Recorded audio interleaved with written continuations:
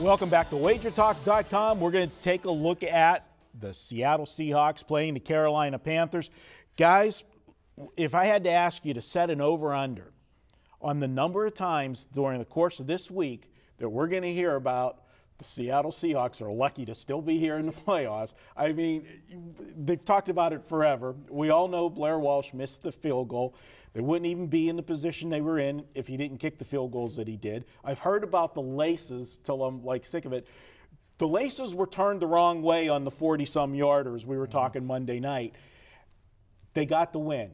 You find me a Super Bowl team in any year that you go back through their schedule, there's always seems to be one game where, you know, they pulled one out that they shouldn't have.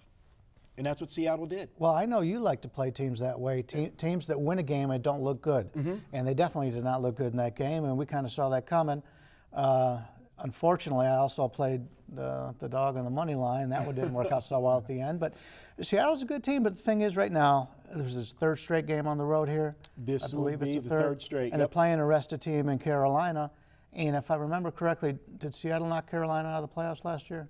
They did. They did get their revenge earlier this season. That's a little different. A little different, yes, it is.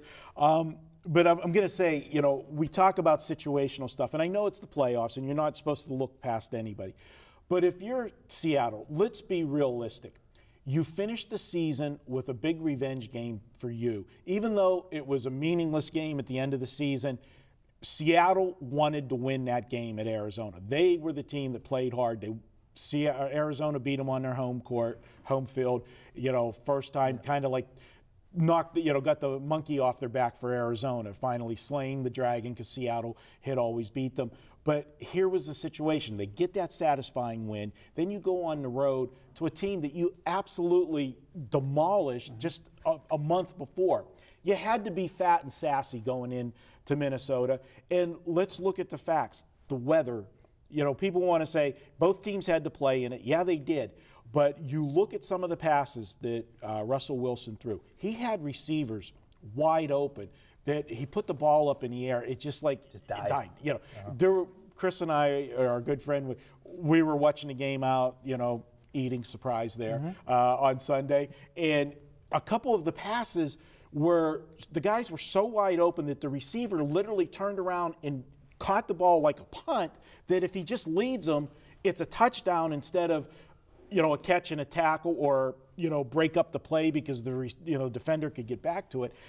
Seattle, yeah, they got lucky the way it played out, but they could have beaten Minnesota very easily last week with, you know, a couple not underthrown balls. Yeah, they had opportunities to do it. I think the weather played a bigger factor than I ever would have expected.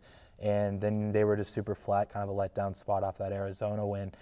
Going back to kind of what Bryan said about Carolina, can you preach the same revenge spot twice in one season, even though it's a playoff game? I think it was week 5 or week 6 they played, and Carolina got the win, and they loved it, and they used and rolled with that momentum through the entire year, had a great season. But now if your coaching staff or even players, can you be like, oh yeah, remember how Seattle beat us, and do it again and get that same response from the team? I don't know. You know, it's something that we'll see. But I'm definitely, I'm leaning with you guys with the Seahawks, kind of just getting an ugly win team that obviously was in a flat spot, playing in conditions they hated, and pulling out a win anyway, playing against the, you know, the hottest team arguably in the NFL this year. They got a ton of hype. You know, I don't know. Should they be laying points? I think I power rated it closer to pick versus 2.5 or 3, which you can get now. So yeah, I think it's Seahawks or nothing. Total's probably about right at 43.5. You know, you go back to Seattle losing that first meeting to Carolina, and yes, Carolina had the revenge factor, but Seattle had them on the ropes. They Carolina came back in that game, which at the beginning of the season, that was a common theme for Seattle. They were blowing leads, you know, early in the season, and it was not a great spot for Seattle. They had played a stretch of games. They had that Monday night game against Detroit. Then they went on the road, had a big lead at Cincinnati, blew that, and then came back home and played the Carolina game. So that was a big 3-week stretch, playing the Monday night, going to the East Coast on a short week, come back and play another undefeated team for the second week in a row. They're definitely a better team now than they were before. And real quick, Marshawn Lynch, we don't know if he's going to play or not for sure. I hope he doesn't play, because I think by him not playing, Pete Carroll took the reins off of Russell Wilson and let him, instead of being a game manager, be a playmaker, and he has responded. Real quick, I just want to point out the one play when it got hiked over his head and he was kneeling down and he picked it up and then just juked right real quick. Yeah. Made the play, and it ended up being their first touchdown.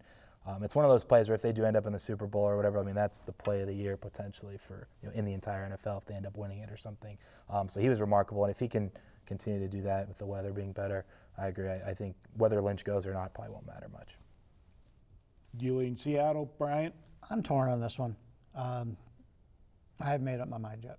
All right, you're on that fence. And that poor fence. That poor fence is teetering with all that weight.